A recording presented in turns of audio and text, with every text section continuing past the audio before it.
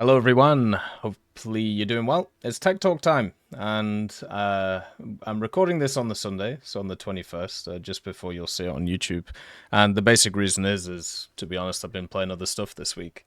I was able to get to level 150 of the Battle Pass, so basically that means that, I get to turn off my brain a bit and try and get some more new experiences, which is what I ended up doing. So basically, in this tech talk, there was quite a lot which happened the last week or so, mainly news items. So, obviously the BR changes coming in, and then the Fox 3 changes, and the roadmap stuff, a ton of roadmap stuff actually. So, a lot of stuff to go through and talk about and discuss.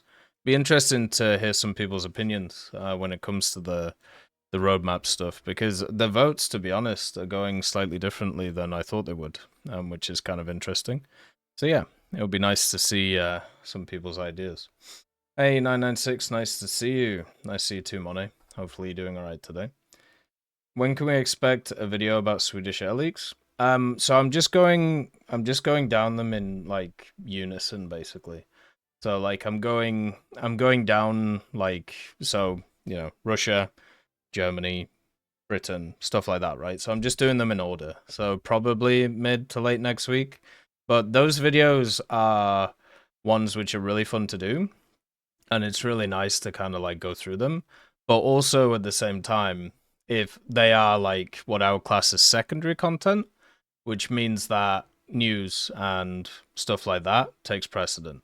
So it might be going out later on, but my guess, if everything lines up right, it should be here by the end of the week. With that series, it's really fun to have a look at stuff like that, right? But also at the same time, understand that there is a metric ton of stuff that has been around, right? So what I've covered so far in that whole list is maybe like 10 or 15% of it, which is just crazy, right?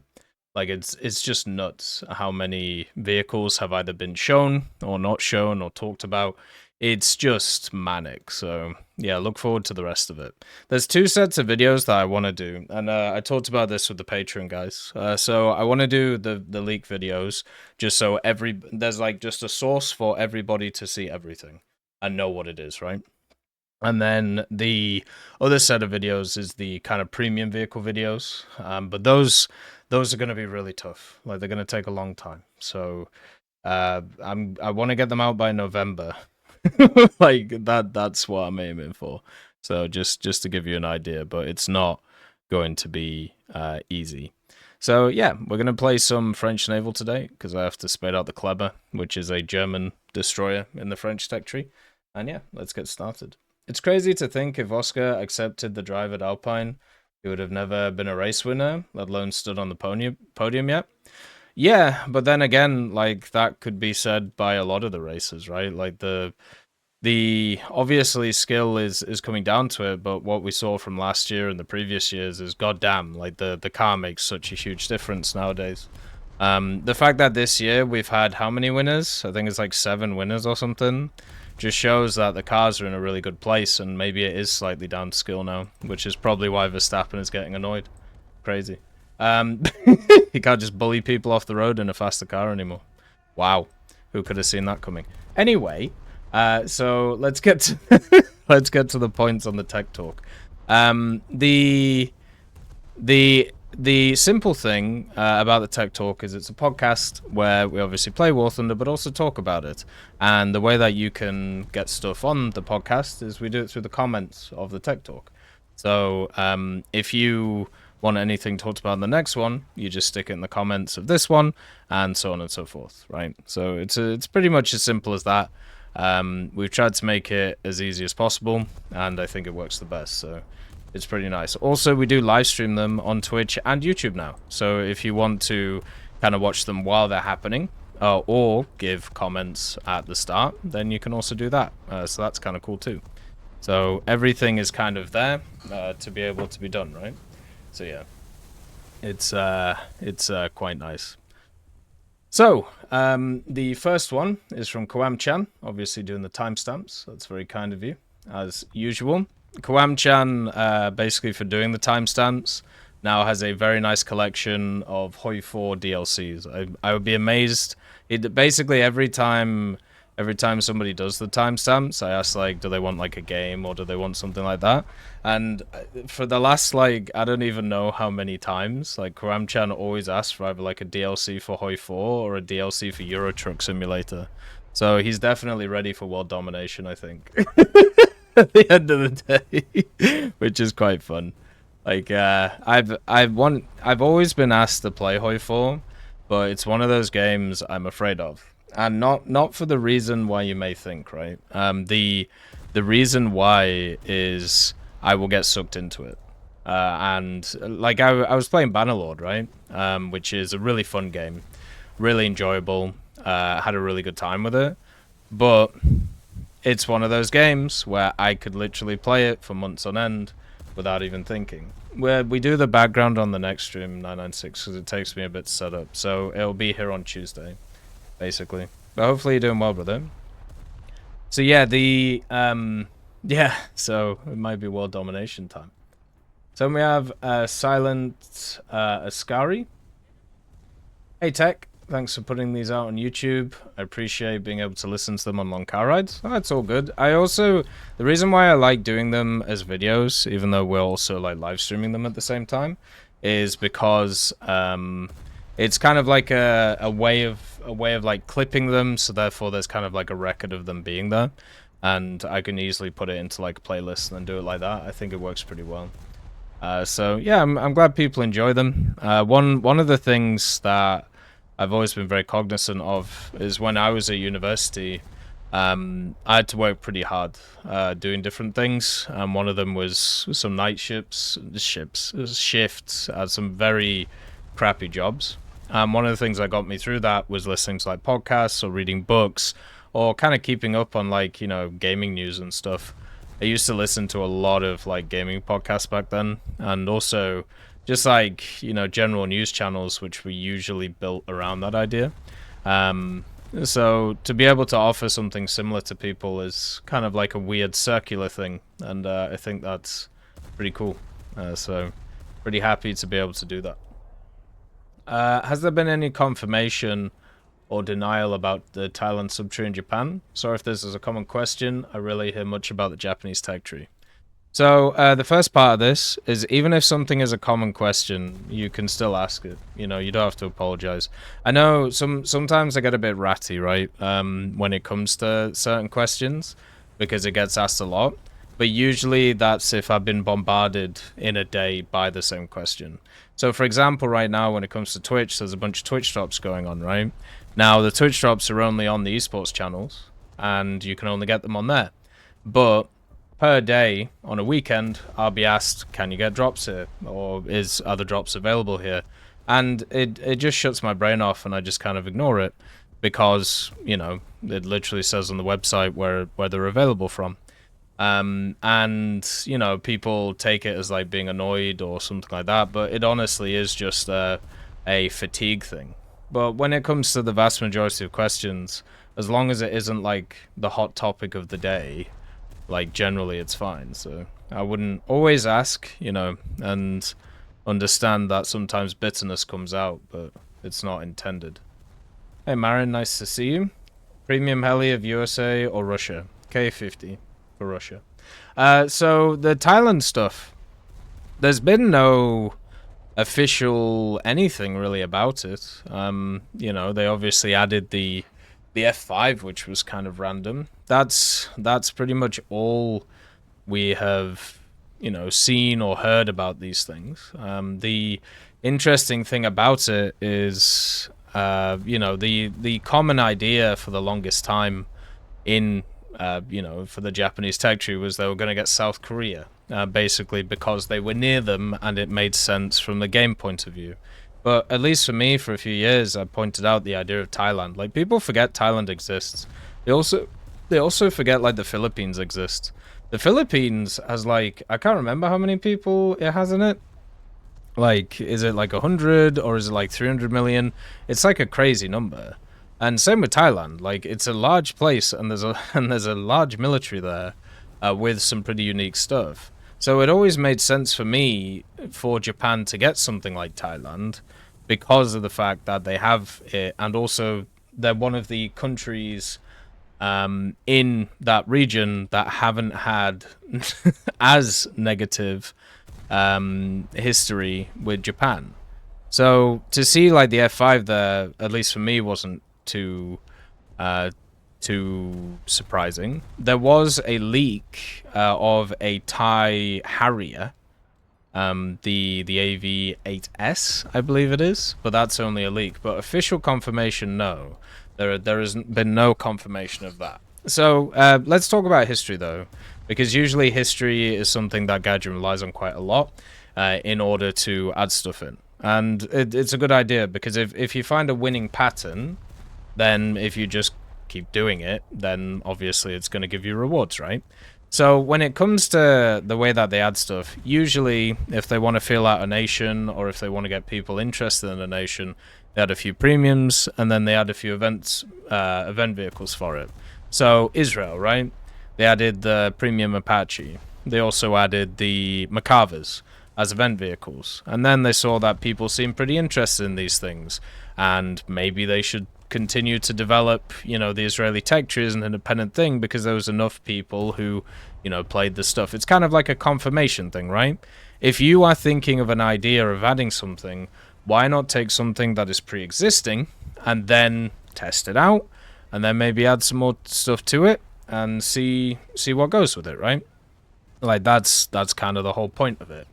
And at least in the case of the Israelis, it worked. In the case of they're doing it with the Indian stuff right now. They obviously did it with the South African stuff, the Hungarian stuff. They also did it with the Finnish stuff as well, with some of the premium Finnish aircraft. So the idea is, if you have a look at what they've done in the past and what they're doing with the F5, and also just, you know, general ideas around it, it would make sense to do logically. And since Gaijin themselves are one of those companies that is based around logic, and I know in the company the logic of Gaijin is very debated on whether their decisions are based on logic. If anything, their decisions might be a bit too logical in terms of what they do because of, you know, how they're set up. So it would logically make the most sense to actually add Thailand to Japan, but no, there's been no official confirmation. Like for me, when it comes to working out what Gaijin will add or, you know, what Gaijin will do in a specific situation, what I do is I just sit there and I try and work out, okay, well, what's the most logical thing that they'll do, which or the logical thing to do, and also at the same time the one which has the lowest error involved, and the one which might be the cheapest, right? Hello? So I take into account like those three things, and then as I take into account those three things, you work out from there what might happen. And there's usually like 3 or 4 or 5 different things that turn up, and then you go with those. So yeah, it just seems pretty simple to me. But yeah, the official confirmation will come maybe in like 2 or 3 years or something, or whenever they feel like Japan is ready for it. But it'll be nice to see. It really will. I'm looking forward to it. Hey, Abby, nice to see you. Nice to see you too, Holyroon. Yeah, the test cricket went really well today. Root got a hundie, and then Brooke also got a hundie. I tell you what, Brooke is fantastic to watch, but I'm really worried because he reminds me of Flintoff. And I know that sounds really weird, right? Because Flintoff was an all-rounder. But when Flintoff was firing, right, he was the best in the world. But there was quite a lot of time where he wasn't firing. Now, when it comes to Brook, maybe that won't be the case because, you know, he won't have issues where he'll, you know, basically destroy his body through bowling. But we'll have to see, right? That's the that's the thing, right? How it's gonna work. Like, it seems he's young and confidence is very, very heavy. But what happens when that kind of disappears? But who knows? Right now, it's just fun to watch because he's such a good player. Hey, Moira, nice to see you. if any World War II era Spanish vehicles are added to the game, what nation do you think they should be put in? Pretty much whatever nation produced them, because there isn't any Second World War Spanish vehicles that were produced by Spain. You had the Spanish Civil War, which was funded by different sides. So you had like Spanish-German vehicles, you had Spanish-Soviet vehicles, right? But if you're talking about post-World War II Spanish vehicles, then that's more of kind of what technology was involved in them. But when it comes to the actual like World War II ones they had, I would just put them in the nations that were there, you know. Oh, have England already won? I saw that the West Indies were like 90 for 6 or something. Like they did really well in the first innings, and then I was watching and they were like falling apart. I didn't realize it was fully over now. That's crazy. So we have Jerry. I have a great idea. Gaijin should add quicksand to desert maps, so when driving around, you will randomly get sucked into the ground, and there will be nothing you could do about it. Just disappear. Also, Ace of Thunder is supposed to come to Steam and PSVR at the end of 2024. Game seems pretty interesting. Yeah, we covered it like a year ago or so. So, Gaijin obviously has some pretty decent ties with Sony. You know, even when we watch some of the old nostalgia stuff, and we're going to get back into that, by the way. I have some stuff lined up with it. But we just haven't done it because I've been obviously focused on the updates. The interesting thing about the Sony stuff is they had like a PlayStation dev kit super early on, like when they were developing War Thunder, and obviously the PlayStation guys wanted their new VR thing to have like a PlayStation title on it, which is Aces of Thunder. But the more interesting thing is the fact that it's not going to be an exclusive. It seems it's just going to be on Steam as a VR setup, which is fine. Like, I mean, it doesn't really change anything or move anything. But the interesting thing about it is it's a paid product that you don't have to research anything in, or at least that's how it was sold. I don't know whether they've decided to change that or not. But it was basically going to be a paid version of War Thunder where you got a limited amount of airplanes only, and those airplanes would obviously be ones that you could use and fly around and do kind of like single missions and multiplayer missions in too. Now, that is cool, you know, and something that I'm not really surprised to see. I thought they would actually do more products like that, especially for consoles, because that's kind of where they started, you know, the whole simulator area on consoles. But I'm guessing, obviously, with the success of War Thunder, it's decided that it would be worth focusing on other things at the time. The cool thing about it, though, is it means that if people want to get access to specific vehicles pretty quickly, they can just buy them, and it's going to be a completely separate product, I believe, from War Thunder itself. I'm just really surprised it's coming to Steam, because I remember reading that it was going to be a PlayStation exclusive. I'm gonna have to have a look at it. I'm gonna have to see what's going on with it, because as I said, it did look pretty cool, and if you're a simulator player and you like the VR stuff, it's right up your alley. The only issue is you don't have the community stuff, and you also don't have the what's the other thing? You don't have the research stuff, since you get everything out. And the research stuff is a key thing, and I know there's always like people who say, oh, well, if you didn't have to pay for anything in War Thunder and you got it all for free for like a flat price, they would pay it. And that's fair. You know, I know that there are people out there who do that. But there is something that is key to games which have grind in them. There's a reason why a lot of these games have actually, you know, put time into developing these systems for people to grind out or research stuff. And it's the fact that people do enjoy them up to a point. It isn't like some kind of psychological warfare. There is fun out of like grinding stuff out. Like, for example, while I've been working out like on the stationary bike, so just doing some standard cardio, I've been playing Forza Horizon 4. Like, I set up like one of our old big TVs in front of the bike, and I've just been grinding through it. And one of the kind of expansions that's in that game is a Lego expansion. and I've basically just been doing a bunch of the races and a bunch of the challenges and building a Lego house. It's really fun. You know, you just get blocks, it puts them together. Hey presto, you now have a Lego house, and you get to add bits to it as you do more and more stuff. And it's just enjoyable because you're taking something which is not there and you're building something out of it by playing the game.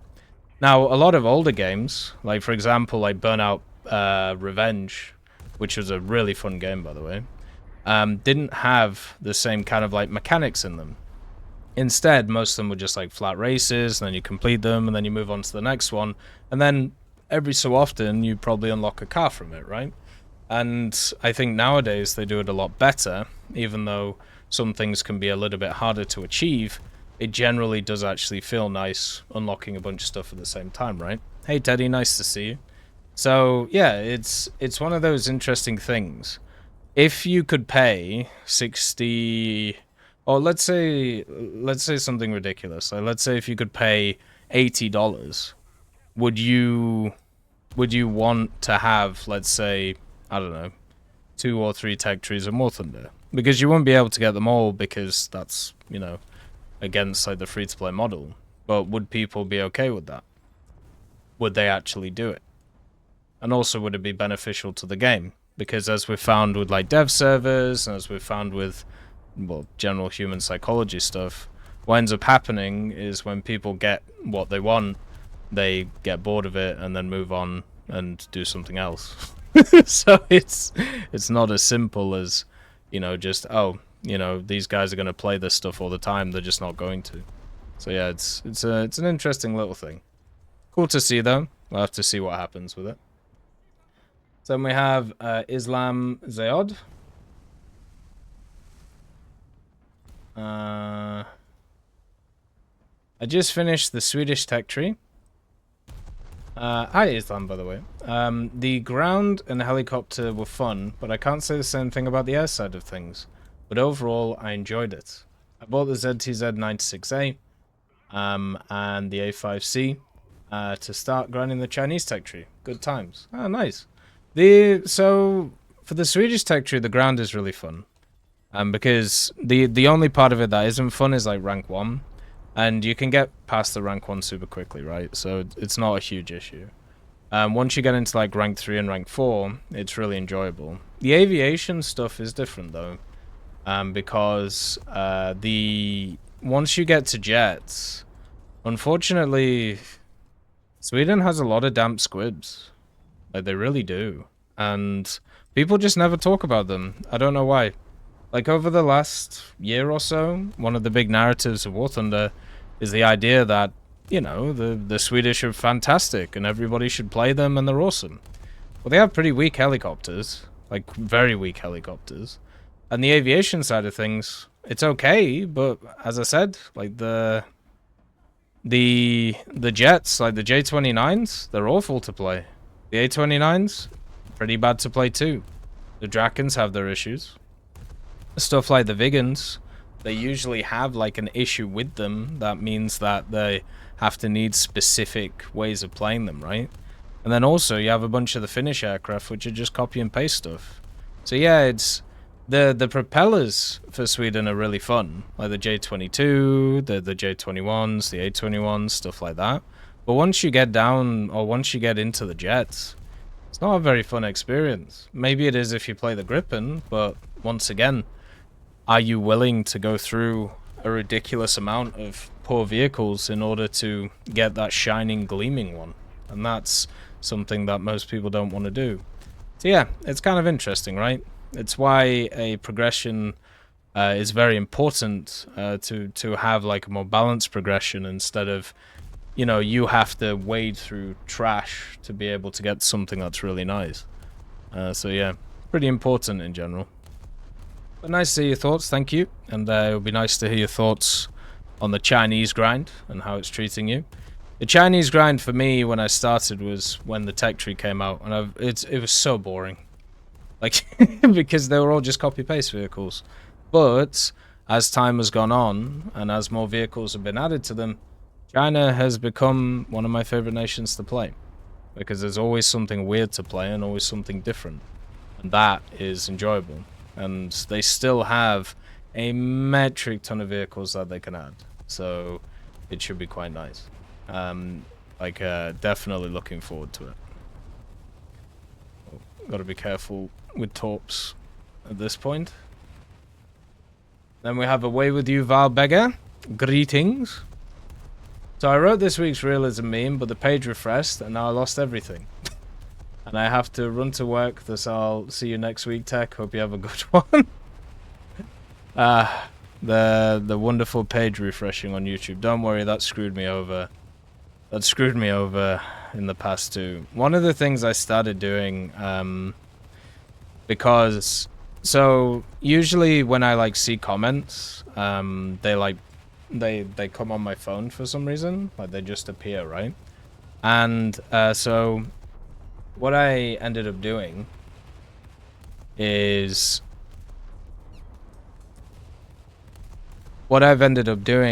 just doing,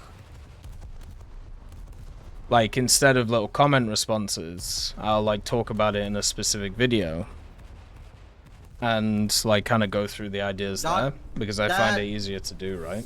Like I think it's much better. Less than 3 techie don't stop. Ah, is that so loud? Thank you for the subscription, Majestic ASNL. Thank you for continuing to support the channel.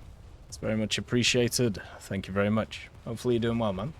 But yeah, it's I know the trials and tribulations of YouTube. One of the biggest issues for me in YouTube is their filters are really aggressive. Like when it comes to the way that like people write stuff, even in like the live feed, like the people can just say like one thing and it just gets auto moderated into oblivion.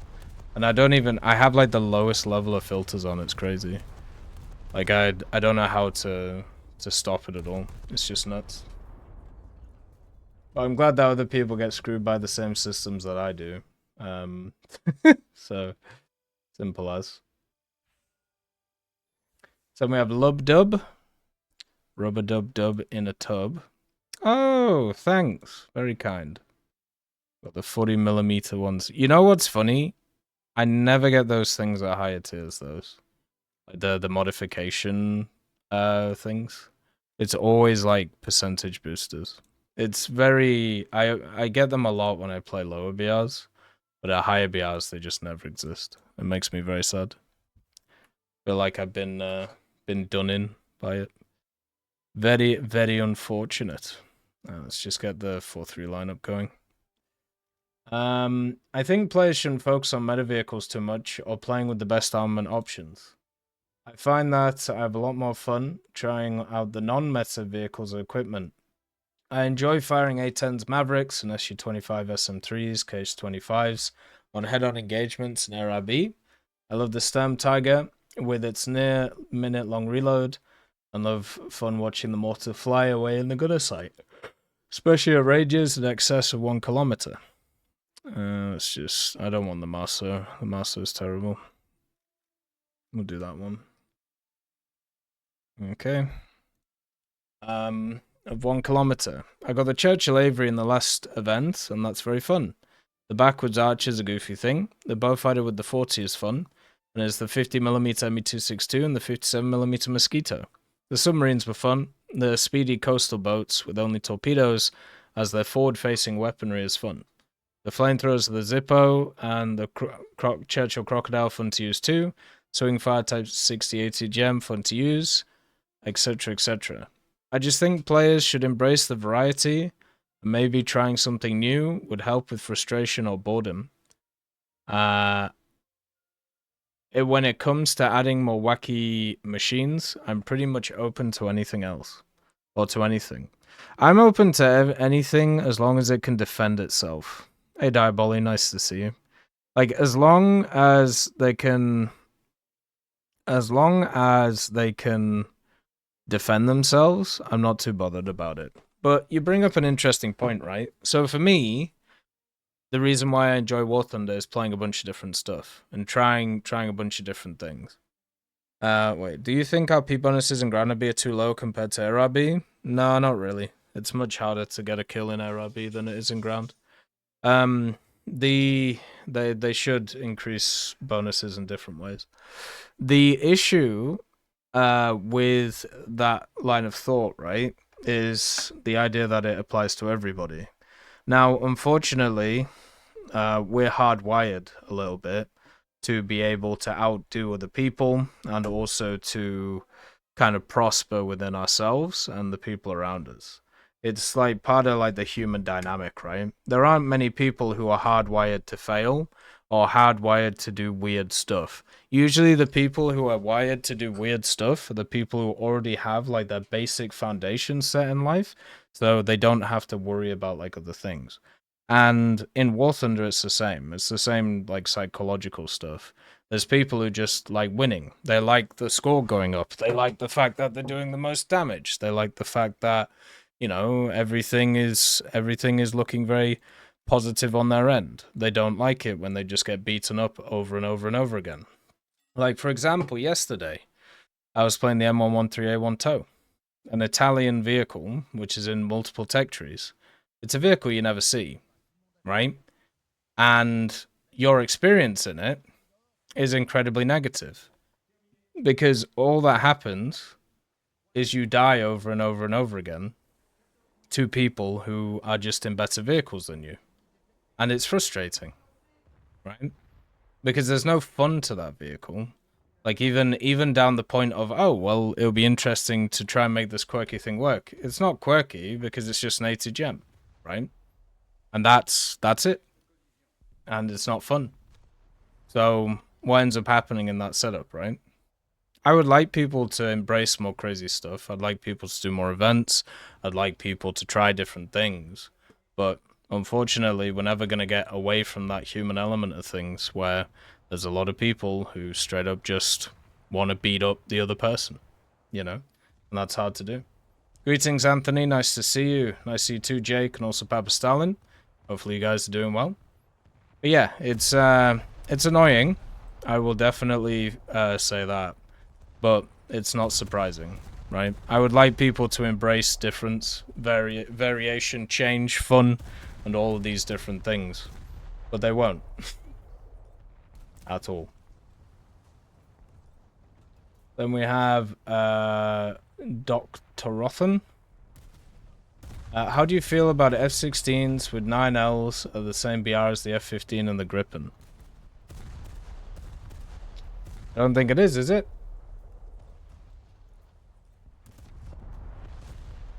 You're talking about the F-16A, right? I don't think the F-16A is at the same BR as them. So, yeah, especially after the BR changes. Don't know. It is? Well, the F-16A is at the same BR as the JS-39?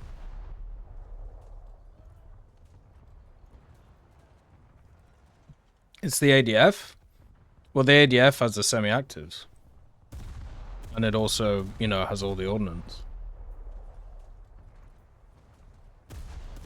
But yeah, I thought the Gripen was at 13.7. Yeah, I mean, I don't know. It's not really surprising to me. Some vehicles, like right, okay. We gotta get out of this mindset. It's really bad. Why is the M11A3 TOW at 8.3? It pens 630 millimeters. It should be at 10.0.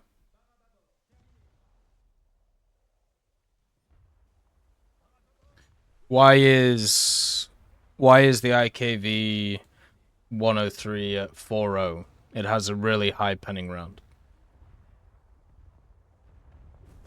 You have to remember that there are different factors that go into these things, you know? The F-16C and the Gripen C are, but not the first of each aircraft. Yeah, I don't think the A's are the same BR as the Gripen. But once again, this is like a standard point, okay? Vehicles are made up of multiple factors. They're not just made up of one weapon system, right?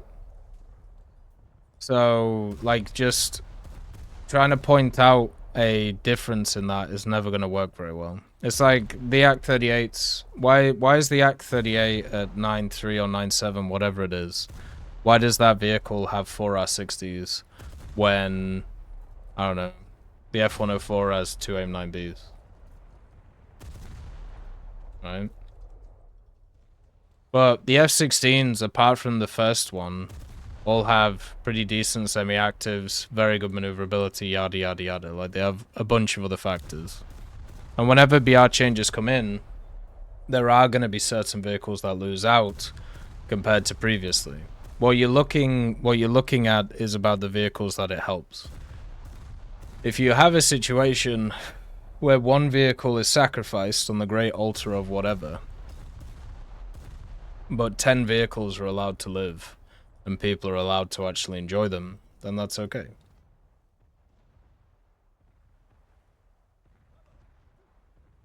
So the Gripen A is at 13, same as the F-16A. Can anybody confirm that, since I'm in a game? Like, I can't see it, obviously. I don't know about the F-15. Like, well, the F-15 is not at the same BR as the F-16. At least the second one.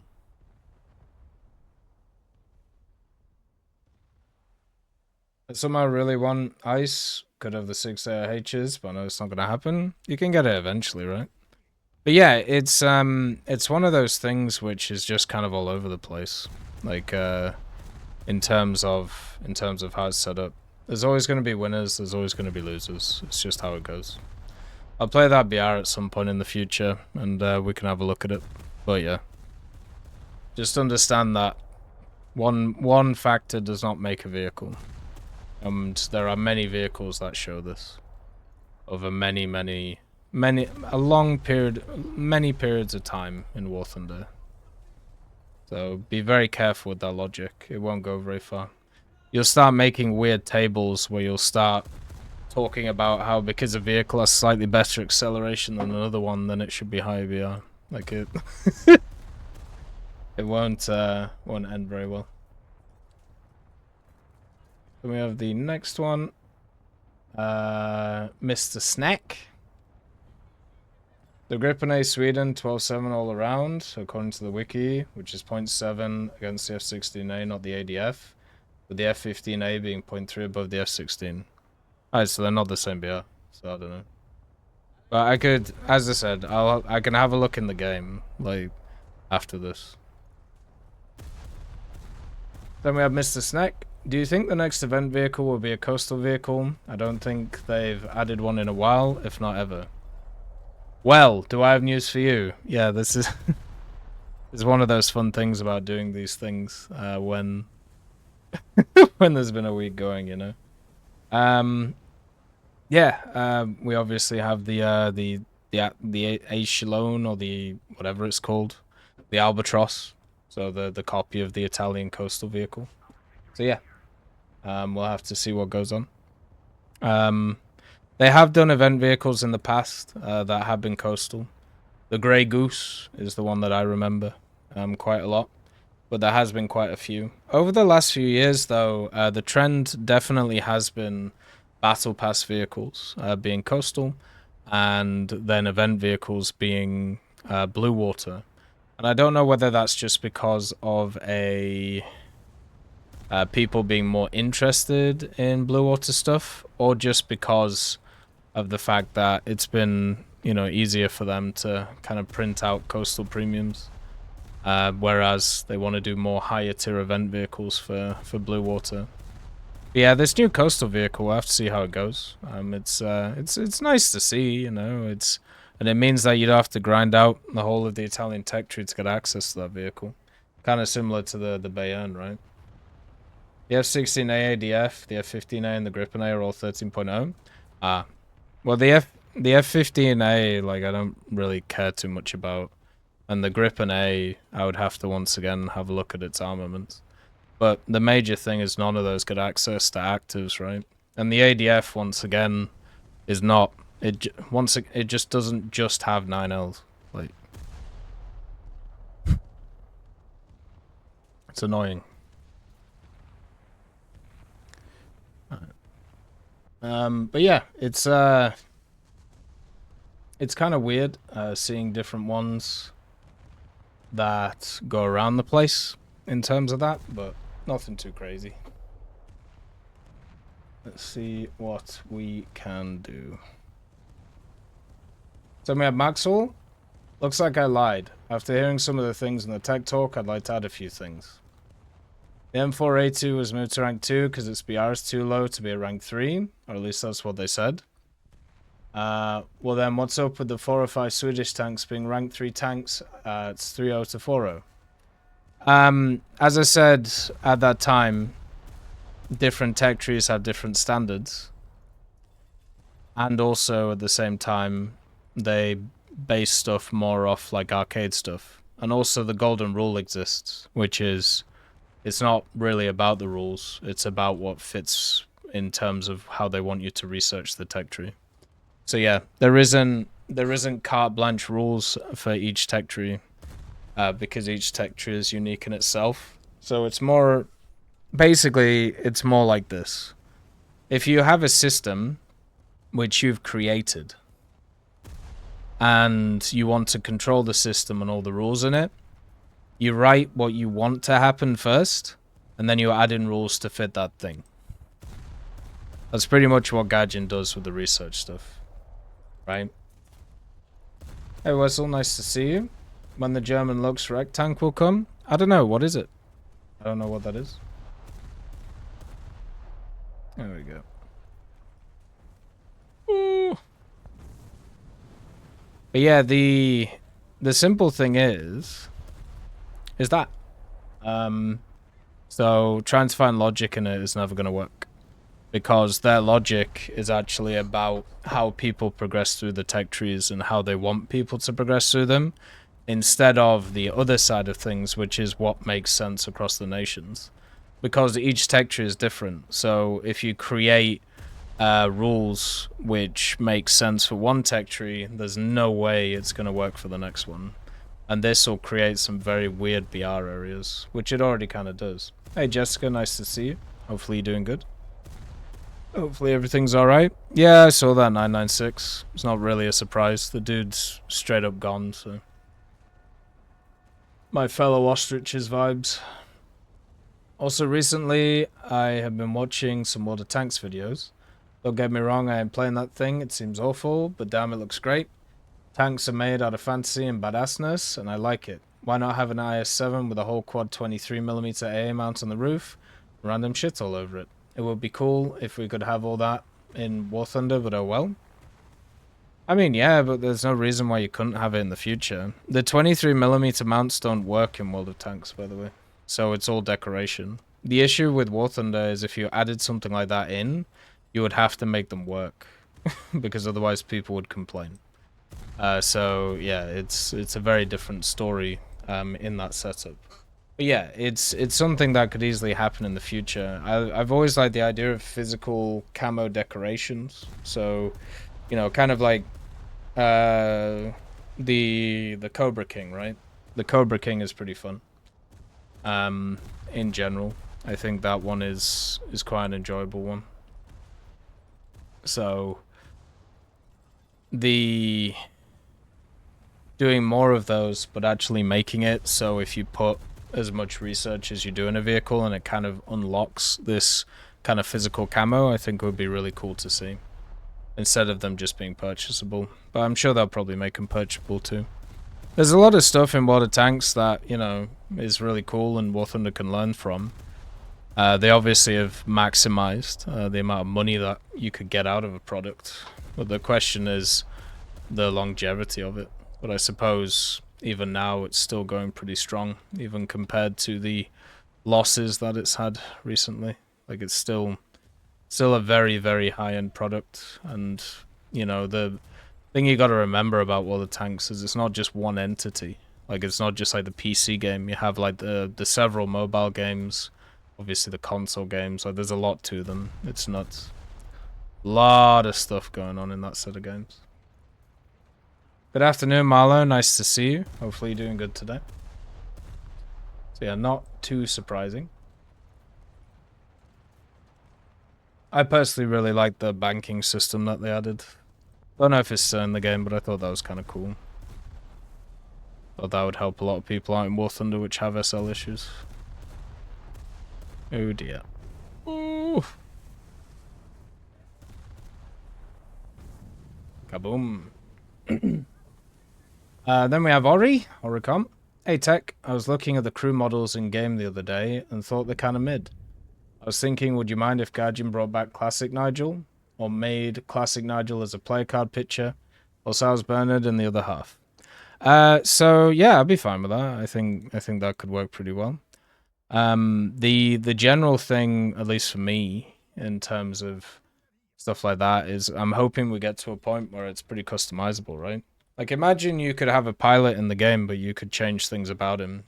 So you could give him the mustache, you could give him like the aviators, you could give him the spectacles, you could change his color, right? That to me would be really cool. And as War Thunder goes on, and as I mean, it's still a game which is fully, serviceable. Like everything works very well with it. But one of the things that you have to mention is, can you just keep adding the same stuff over and over again and people are happy with it? Not really. You have to adapt, you have to improve, right? And with the profile changes they're doing with the roadmap, there's once again thoughts towards this idea of customization. And hopefully they can increase it, they can improve it, they can add more stuff to it. I think that would be really cool. So yeah, it would be nice. The missus is doing good. She's working very hard. We're hitting some pretty important life goals over the next period of time. So all that is going very well. Menard's doing well too. It's just a bit hot right now, but he's doing fine. He's doing good. He's just wandering about the place. I think I might have a picture of him actually, if I can find it. Good old Menard. But yeah, everybody personally is doing really good. Like we have a meeting on Monday, some of the minds coming together, just to have a chat about things and how everything's going. But yeah, should be fine. But there you go. There's good old Menard. Like just chilling. That was taken like a few months ago. He's doing good. Good little boy. But yeah, everything's good. Money's in the bank. Things are paid for. Like, I feel like we're doing very well. I think we're working very positively going forward. So it's pretty nice. I'll be mad at the end of the day. Then we have Cat Top. Hey Tech, what do you think about reworking the aircraft PV content in the game in something similar to how heli PV is done? And to balance it by removing SL rewards and RP for vehicle research, only keeping and possibly increasing modification RP. The idea is for air PvE to be the place where players can reliably stock grind their vehicles. Would it affect how vehicles are balanced in any way, similar to how heli PvE caused the AB heli economy to skyrocket in repair cost? Well, we don't have to worry about repair cost stuff anymore because they don't do what they used to do anymore. The next thing that's important is, I feel like that would probably be a bad idea. I get that people like PvE content, okay? Because it's super easy to grind stuff out in, and you don't really have to think, and you don't really have to worry about stuff. But at the same time, there's an inherent problem with PvE stuff, and it's that the turnover rate of people is really, really high because people get bored doing the same things over and over again. Like, once people work out the pattern of how to do something, there's only so long before they get bored, right? So therefore, you have to keep adding stuff over and over and over again to, like, increase its value and people playing it. And if you don't, like, believe me, right? Like, if you want, like, a really big kind of current example of this, and I understand that there's been a few other issues at the same time, but even with those issues aside, like, you can see a constant problem. Helldivers 2. Helldivers 2 came out, right? Came out at the start of the year. I think it was like in February, maybe March. Huge success, right? 400,000 people were playing, 300,000 people on just PC itself. A lot of people were happy with it. Everything was amazing, right? They added some content. They did some balance changes, and people started getting a bit weary. And then obviously the Sony stuff happened, right? And the Sony stuff was just stupid. Let's be honest.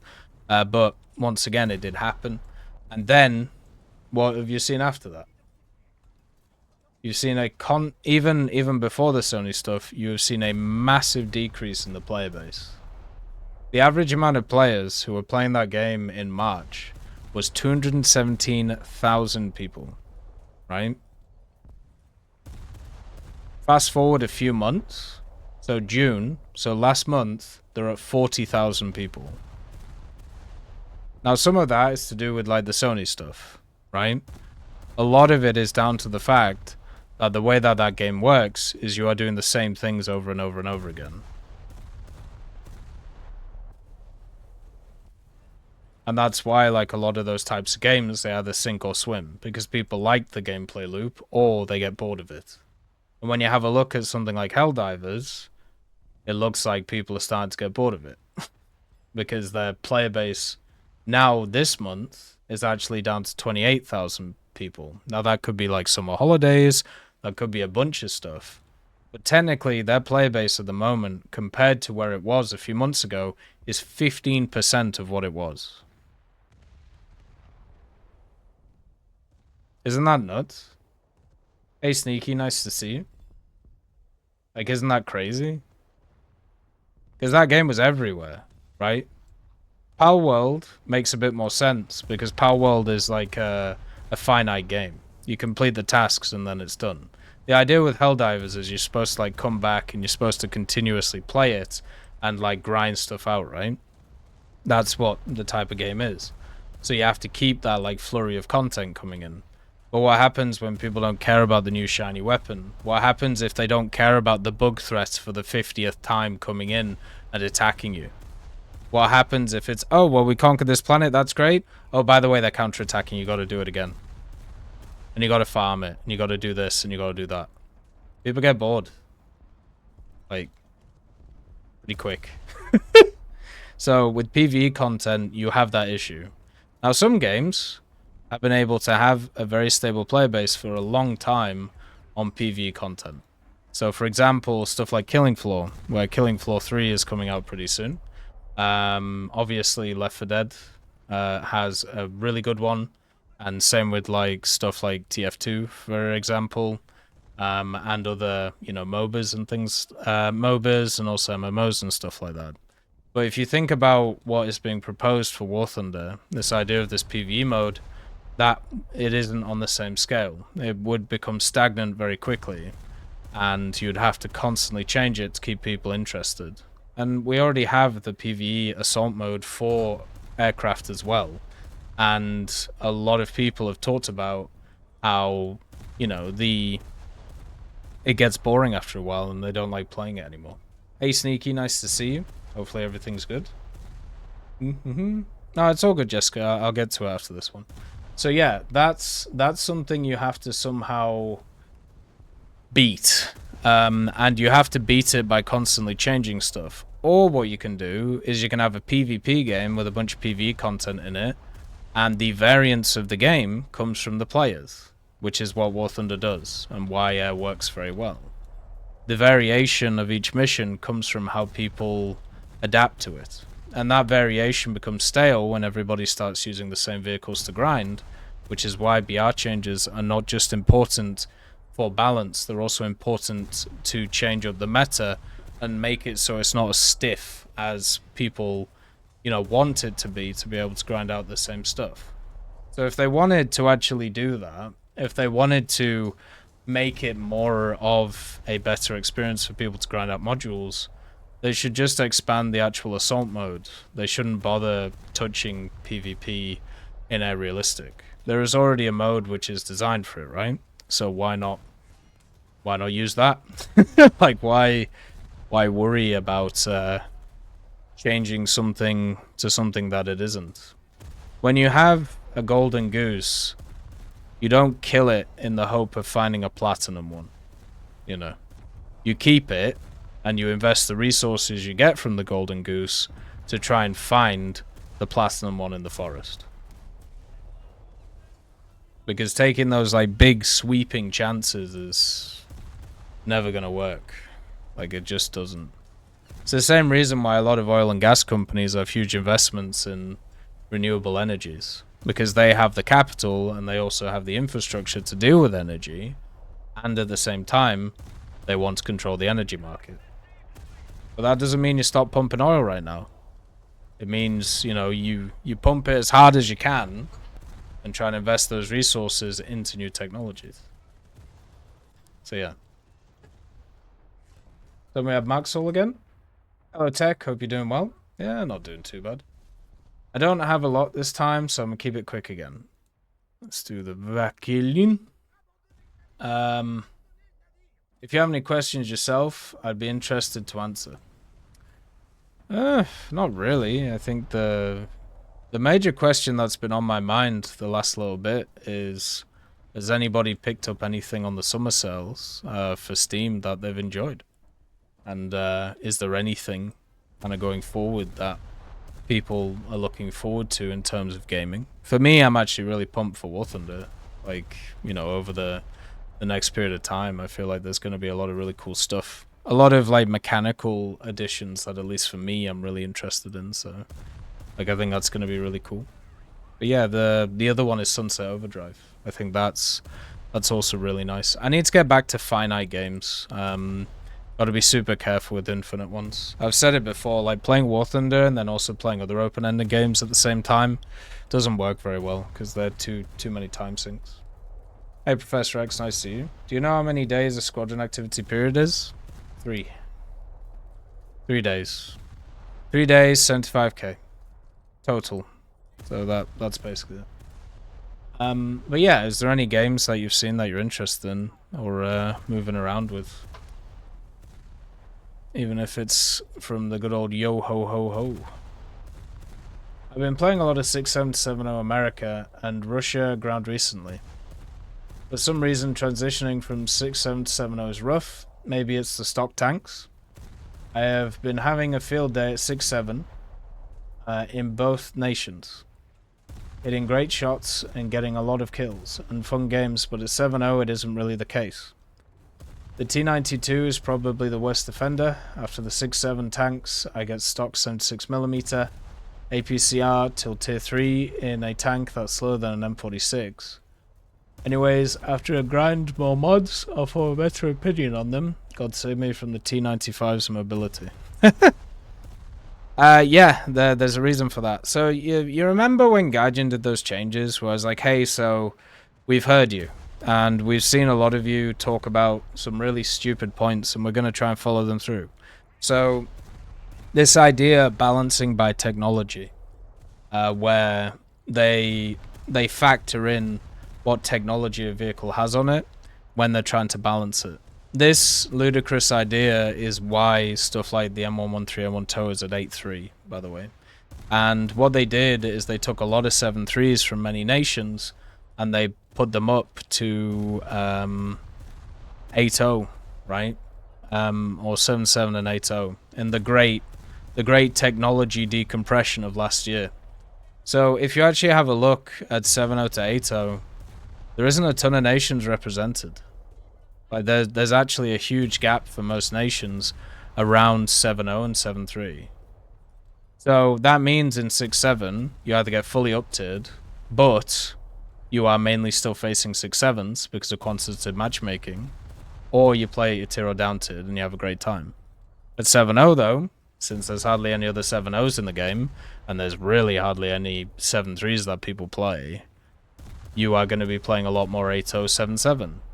And you run into the same issue that people did before with the technology changes, and how much of a difference it creates. So yeah, that's basically what's happened. And you can see this a lot with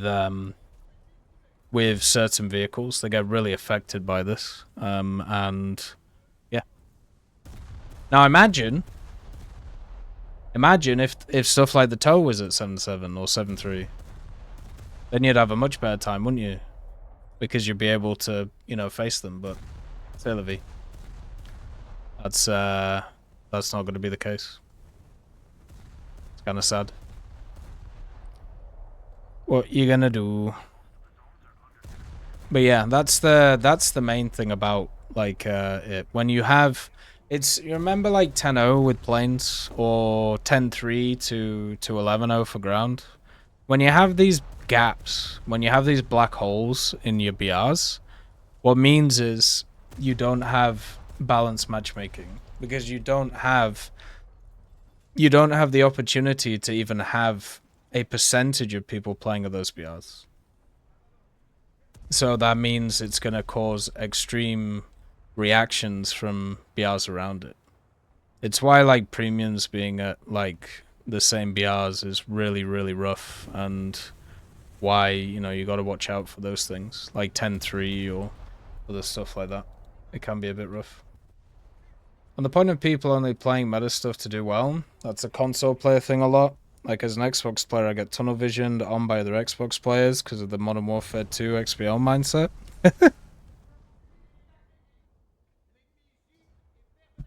That's one thing I've really never noticed in game. Like, I don't really look at like names, right, on scoreboards. So like seeing that little like icon and stuff, I never see it. But I do think that I have heard it from players that they do it. I've heard it from PC players that they do it in ground specifically, and the reason is because of that ridiculous auto aim that that ground SBAA gets.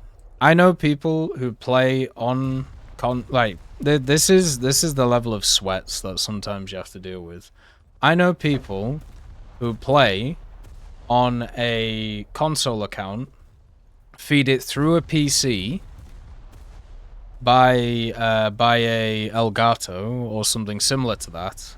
So therefore, they're technically playing on the console, but they're playing on the PC, so they get all the PC controls, and also, you know, all of the stuff you can do with the monitor, and obviously the PC performance, right? And you get the auto aim as well.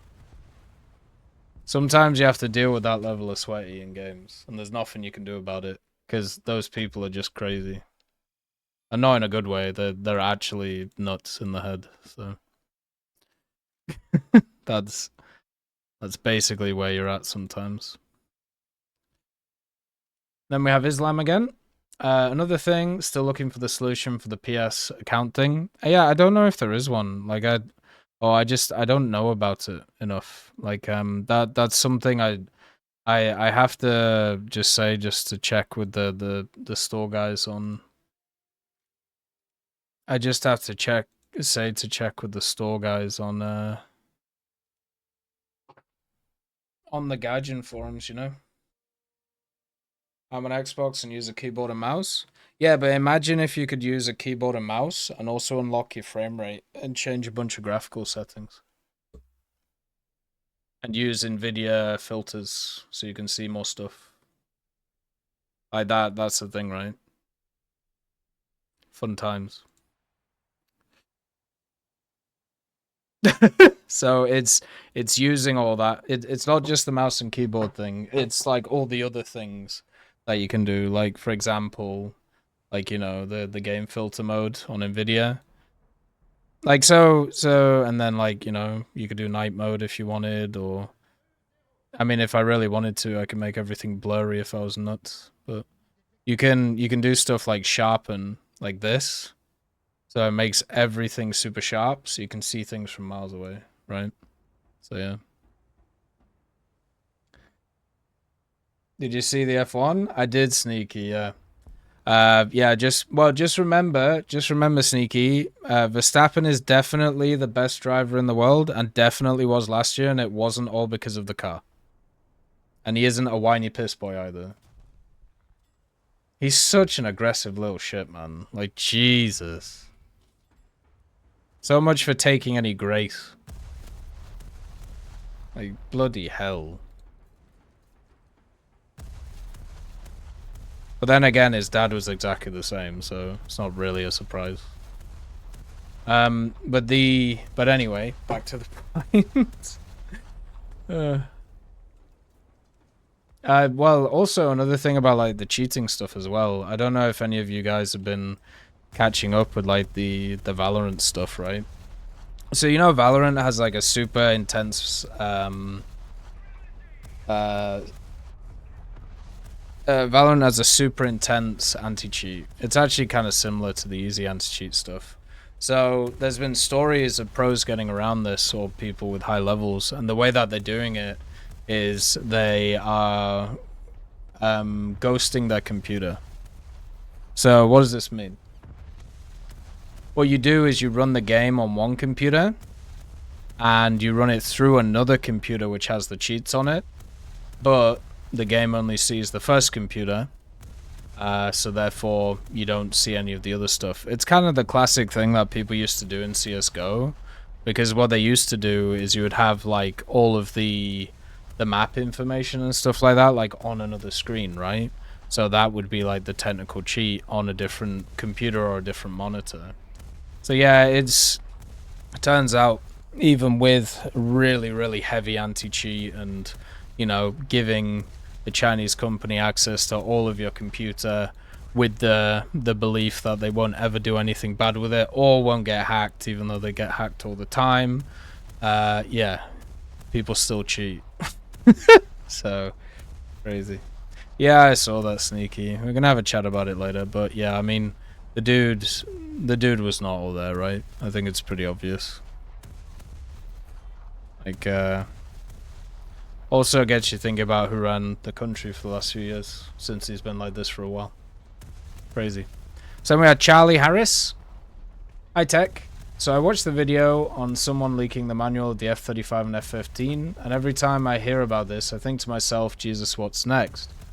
And like I said in a comment I posted in that video, the more and more modern vehicles we have, the more and more this is going to go on.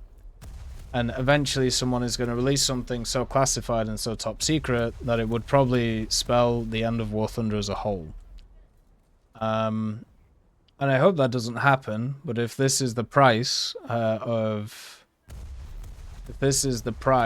War Thunder is willing to pay for having modern vehicles in the game, then so be it. And also, if it does keep carrying on, eventually countries are going to start banning War Thunder out of security concerns. And mark my words, I guarantee you when the Eurofighter Typhoon is added, someone somewhere is going to leak the manual to the aircraft. Well, I mean, they already the Typhoon stuff already got leaked. There was a kid who I think it was his father worked on it or something, and he decided to post it online. So that's already happened. So yeah, that actually happened in War Thunder. Hey Kiss Jack, nice to see you. In terms of it, right, so the internet's a weird place, and I feel like most countries, when it comes to their laws and how it all works, have not caught up to how the internet works, right? And I don't think they ever will, because back in the day, when you had ways of being able to control small amounts of population, it must have been quite easy in terms of like enforcing the rule of law in that way. But nowadays, since we have kind of a free-for-all, and since most of the people who do this stuff are not actually in the places that are of the jurisdiction of that government, unless there's like specific extradition treaties in there, or like, you know, certain partnerships that are around, it's going to be super hard to deal with that stuff. And I think more what ends up happening is War Thunder itself not getting banned, but instead task force being created to try and find these people and go after them, right? That I think is more likely, because put it like this, if I won't use myself in this example. There was this example used. Gaijin got in some hot water for a really stupid reason a little bit ago. and this was a few years ago. There's a guy, I don't know if he still does it, but basically he had like an area and he used to do like kind of weapon demonstrations and military demonstrations on YouTube. And this guy supposedly, and I will put supposedly there, was linked to rebellious cells in the Donbass. This was before everything truly kicked off in Ukraine. So after Russia invaded Crimea, after Russia invaded Crimea in 2014, I believe it was, but before the full-scale invasion, right? And this guy made videos on, well, military equipment. And the idea is the only way he could get access to this military equipment is if he was buying it off the rebellious areas in the Donbass. Right? Which is like, okay. But that was never really proven, but that was kind of what was insinuated. Now, Gaijin sponsored this guy. And usually the way that sponsorships work is either the company approaches you, or a third party marketing firm approaches people on behalf of the companies to be able to put out sponsorships, right? So this guy got a sponsorship from War Thunder. A very aggressive journalist tried to put these pieces together and then say, oh look, here's Gaijin funding terrorism. Which is a stretch, to say the least, right? And it brings up an interesting point in society in general. And this is where it becomes very tough to kind of go through. If you are a bank, right, and you give money to somebody for, let's say, whatever reason, like it doesn't really matter. Let's say you approve them for a loan, and then they go and buy a gun and shoot up a bunch of people. Is the bank liable for the murders? Now that's a weird connection, right? Because let's say there is no relationship at all between any of the parties. Because that is a very, very tough thing to kind of like analyze and go through and work out what is correct and what is not. Should the person who approved that money, should they have done more? Did they not use their due diligence? Was it even their place to use their due diligence? And all of these different things. So it's a conversation which is really hard to have because there isn't really a true answer on it, right? And in that sponsorship one, it was basically a dude who was just going after Gaijin just to be an asshole, basically. But it brings up an interesting point. If someone buys a pair of Nike shoes and uses them to run away from my grandma after mugging her. Yeah, exactly. So is that Nike's fault? Because they made a really good shoe? Technically, they aided in it. Could you make a case that if the person... Could you make a case that the person would have not got away if he wasn't using the new marathon Nike shoe? Who knows? But yeah, it's a really tough conversation to have. And a very tough one for people to have. Because there's no right answer. Right? And also, you know, you're going on that whole corporation morality thing, which never really works out in the favor of the individual. Because corporations don't have morality. So yeah, it's just very interesting to think about. In this case, it's kind of the same. So Gaijin does work with intelligence agencies, such as the Ministry of Defense and others, and they report when they basically will send them stuff and be like, hey, this person has posted this here. Is this classified? Is this okay? And so they already have active relationships with these guys to try and deal with this issue. The only way that something like War Thunder gets banned is if we have like a full-scale world war. Because then it would be just impossible to actually maintain what's kind of going on when it comes to War Thunder, and people would increasingly use it for propaganda use. Which is something we already saw with it with the invasion of Ukraine, and also even with the Israeli stuff, right? People seem to just have switches in their head where they feel like they have to proselytize anywhere and everywhere they can in order to get their point across. And video games, especially in an online entity, are one of those areas that people do, especially when they, you know, especially when stuff kicks off. So yeah. Imagine being an officer in the Ministry of Defense. You meet a hot girl and you say, "Yeah, I'm the War Thunder Liaison Intelligence Officer." So what do you do? Well, what don't I do? I have to deal with schizos online. So yeah, it's one of those which there isn't really. It's one of those that we won't know what will happen until it happens, and it'll be interesting to see what goes on, because most people, what they will do is they will end up doing the most extreme thing to cover themselves, which usually means like removing content or doing stuff like that. People use DCS to fake in real life combat. People use War Thunder to do it too. Like some of the videos that were supposedly about Ukraine were not filmed in Ukraine. They were literally filmed in video games.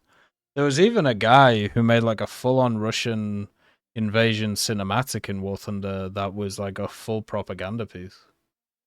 It was crazy. Wasn't there a Gaijin partner that got removed because he talked about Israel and voiced his opinion? No, I don't think so. Gaijin partners are allowed to, have whatever opinion they want on stuff. If they're an employee, it's obviously a different matter, but yeah. I mean, I've signed the contract and read it multiple times, so it's just how it is. But yeah, it's an interesting conversation to have. Yeah, there was. Well, what was their name? Then we have Flyboy Joe, 1994. If I could add one thing to War Thunder, I'd add more bases to air sim maps. I'd also add the B-52 and B-36, but limit them to air sim only. Make them battle pass vehicles or event vehicles. Seems a bit odd, but fair enough. The old Thunder Show guy? The old Thunder Show guy did not voice his opinions on Israel. What? Okay, right. You're talking about Bruce, right? Big boy Bruce? Thank you for the subscription, Daddle. Thank you for continuing to support the channel. It's very much appreciated. Thank you very much. Merci beaucoup. Bruce did not voice his opinion on Ukraine. What Bruce did is he was paid to make a propaganda, to basically read out a script for a propaganda piece about Ukrainians being Nazis. That's what he was contracted to do the voice for a video laying out the reasons why Russia invaded Ukraine.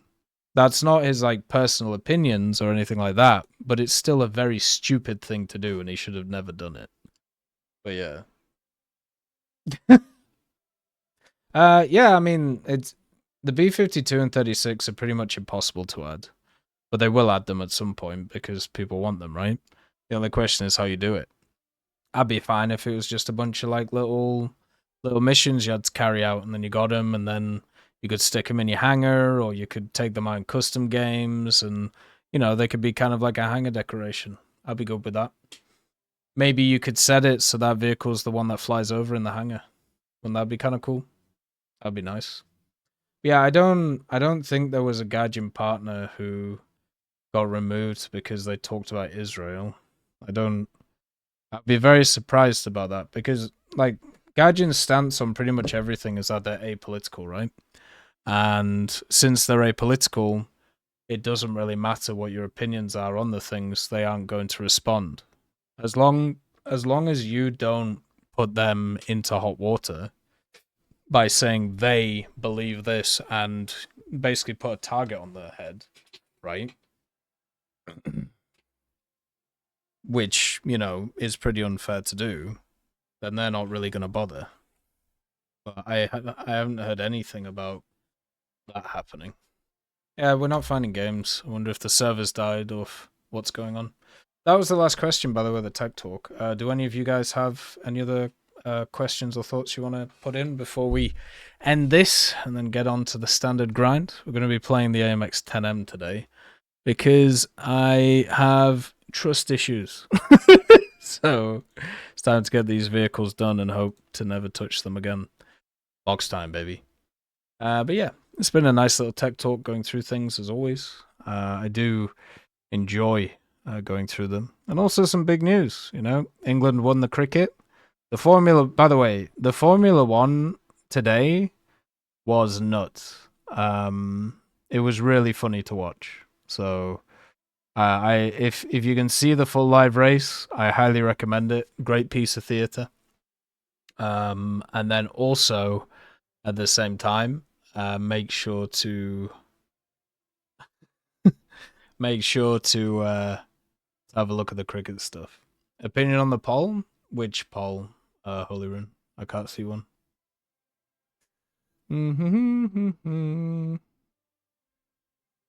Right. Let's just get this sorted. But anyway, we'll continue streaming. Look after yourselves. Peace be with you. See you soon. Bye bye.